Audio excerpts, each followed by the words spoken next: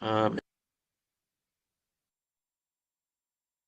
to the Tuesday World Meditation on this Christmas Eve. Today, I join you from my home in Naples, New York, where the sacred time and space is devoted to our shared practice of entering stillness and of giving together.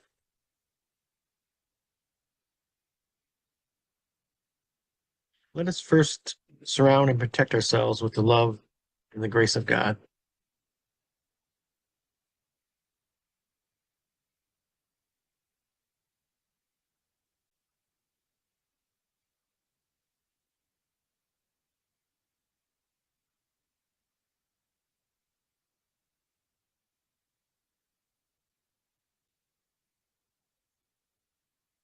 Before we begin the meditation, I'd like to share a passage from the new message related to our practice of giving.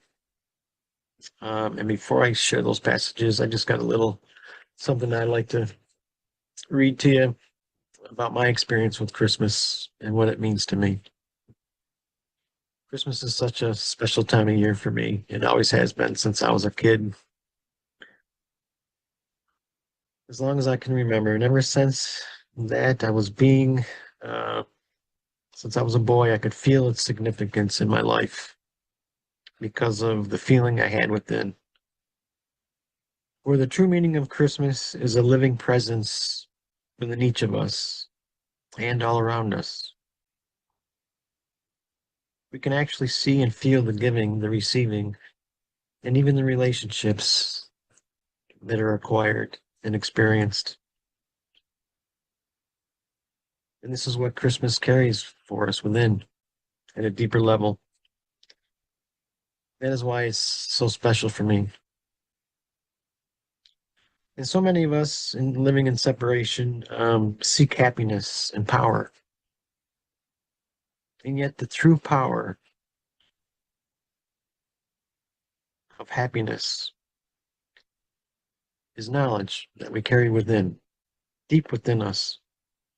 It is the natural power to give. Each day when a person becomes aware of their knowledge and their deeper purpose in life, it holds the true meaning of Christmas with it. Because knowledge is calling us to make a journey. And when we begin this journey, the true meaning of Christmas comes with us, so it can be shared with others in the world. I wish I could remember all that stuff so I don't have to write it down, but getting older, you lose your memory, like I am. So I got to write everything down now. So here's the first reading. It's called The Meaning of Christmas. It was received by Marshall V. N. Summers, December 23rd, 1994. Christmas represents the emergence of knowledge in the individual.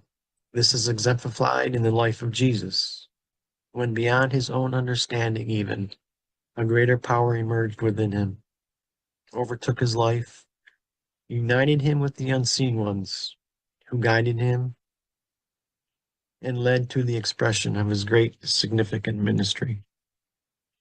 His demonstration then, though greatly misunderstood and misappropriated, remains today as a symbol of the emergence of knowledge within the individual.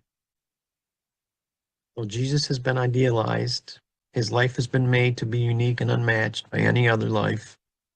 Though he has been placed on a pedestal above and beyond every other person, in truth, his life represents the emergence of knowledge within the individual. This emergence is possible for you and represents your greater destiny and your higher purpose in life. This is not to say that your demonstration will be equivalent to that of Jesus's, for he was an extraordinary individual, and his demonstration was unique. Your promise then is to become a man or woman of knowledge, a vehicle for knowledge, a person through which knowledge can speak, act, and move, a bringer of grace, but also a person of action who can affect change, but with the greater spirit, who can speak the truth, but with a greater authority, who can reveal error, with the greater compassion. Only knowledge within you can do this, and it is the source of these great expressions. Your path then is the path back into relationship. Not romance, but relationship. You have a real relationship with the unseen ones. You have a fundamental relationship with knowledge and a responsibility to knowledge. You have a great relationship with your spiritual family, who have sent you into the world to become a contributor. You have a great relationship with the natural world, which is the arena of life into which you have come to participate and to contribute. You have a real relationship with your mind, which is the vehicle of your contribution and communication. You have a real relationship with your physical body, which is the vehicle for your mind. And for you to be able to participate in the world and to reach people while you are here. With knowledge, these relationships become revealed and reestablished in your awareness. With knowledge, they find their harmony within yourself and with yourself and the world. Knowledge, then, is the fundamental foundation. It is the essence of your life and being. It is the gift of the Creator to you. It contains your contribution to the world and your recognition in those key individuals that you will need to in order to find your contribution to render it. This Christmas, remember you have a greater responsibility. A responsibility that transcends your duties and obligations to others, even transcends your acquisition of the basic necessities of life and your acquisition of the many things in life which are not necessities. For you were sent here for a purpose, to play a small but vital part in a greater education and upliftment of humanity. You were sent here to give the world, to give to the world, and to be in the world. The world needs you. And as you are able to regain your relationship with the world, you will experience what it is calling for and how you can respond. Then you will find your response and you will find your true gift. And with your gift, you will find all those who are part of your gift, those who will enable you to give, and those who will receive your gift as well. And every time you give, it will be Christmas. And every time you are moved to support another, or take action beyond your personal interests or even understanding, it will be Christmas. Christmas is a celebration of every moment that the person is moved by knowledge and contributes with knowledge. Though it is celebrated as one event in your calendar, as a unique time of year, it is meant to be an experience for you to have in life and for you to share with others. Then you will come to know Jesus, not because you can sympathize with him, but because you are undergoing a process that he underwent.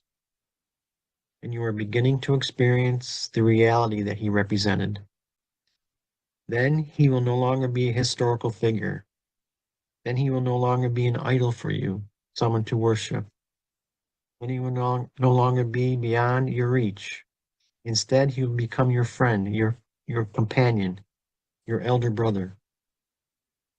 In this demonstration and in his life, his suffering and his achievement will have great meaning for you because you will be beginning to experience them for yourself.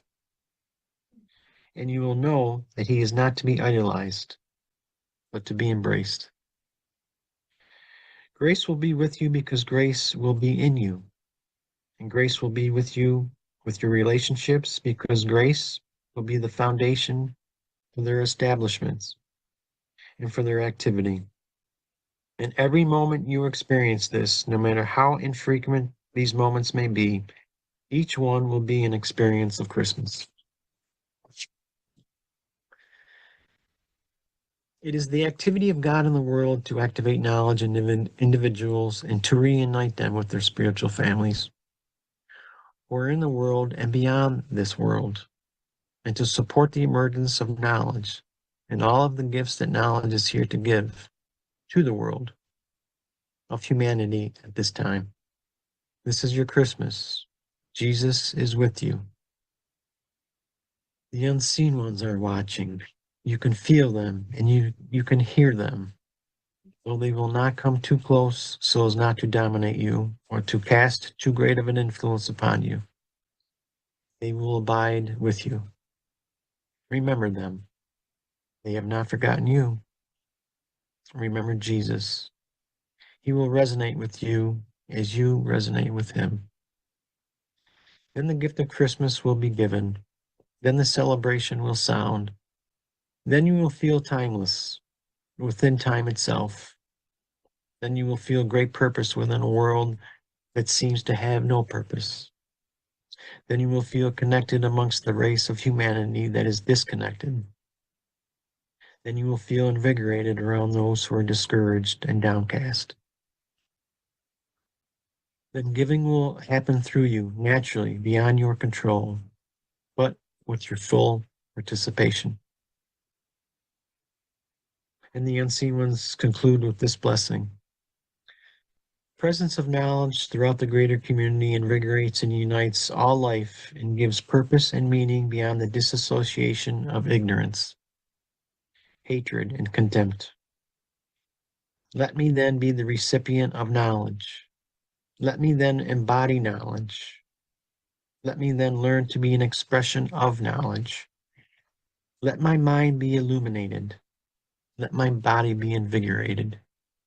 Let my relationships be balanced and harmonized. And let the way open before me, for I'm ready to begin. Nase Novari Pearl. Next passage I want to read is a short one from Giving 2 in the Wisdom book, Wisdom 2, or Wisdom 1 book. Did Jesus Christ determine what he would give? Did he decide how much he would give? For him, it took over completely. His demonstration was a very singular act, but his example is important because it exemplifies giving beyond choice. Does it matter if he felt life? Does he matter if it felt like in a particular day? No.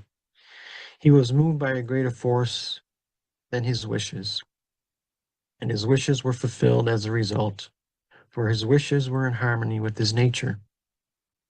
This kind of giving is magical. It's wonderful. You become the witness of the giving. Instead of being an isolated and pathetic event, your life becomes something that you marvel at. A holy event. It is not like you give something and you get something back, and you weigh it at the end of the day to see how the scale tips one way or the other. You're now so happy to have a life that is important. And the last passage I want to read is from continuation training. Step 80, I have a gift that I share with others. Your gift is meant to be given in conjunction with the giving of others. You have part of this gift. They have part of the gift. You give together. It is your relationship that gives and makes the giving possible. This serves as a perfect antidote to all personal ambition and self-glorification. Even the advanced man or woman of knowledge represents relationship. Without this relationship with the unseen ones, with knowledge, with others, their gift would only be a potential. Yet they have built the relationships. That is why they have advanced. You are building the relationships. That is why you have the promise of advancement. Your giving is shared with others. This is the key. Find the others that have the other part of your gift and become united with them. Bring into these relationships all that you have learned and allow others to teach you more. This will generate real humility. Real humility is the recognition that you understand the nature of power and its expression in the universe. Please join me now For a 30-minute stillness practice, take whatever time you need to read your step and enter stillness when you're ready.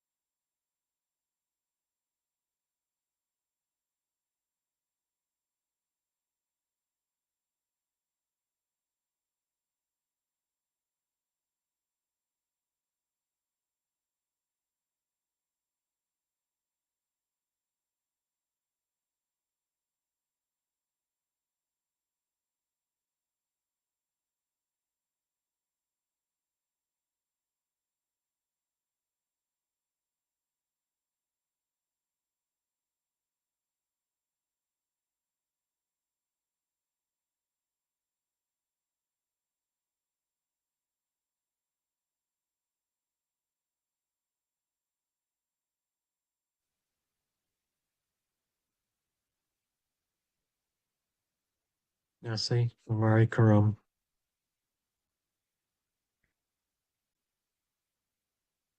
While we are in this place of stillness, think of someone in need and then send them a quality that you wish to receive yourself.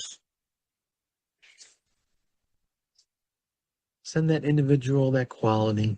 Send them love or strength, faith or encouragement, determination or surrender, acceptance or self-discipline. Whatever they need to bring about resolution in their lives. In stillness, send them what they need, without trying to solve their problems or strengthen a preferred outcome.